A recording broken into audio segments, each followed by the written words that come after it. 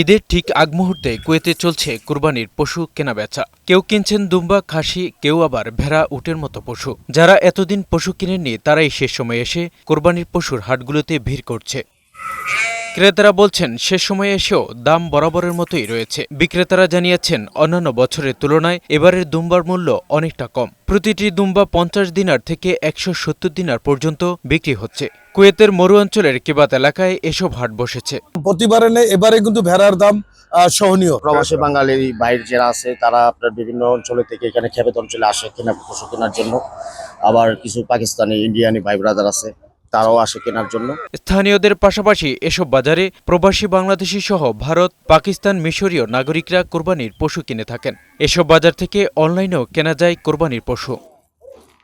এমজে জুয়েল, বৈশাখী সংবাদ।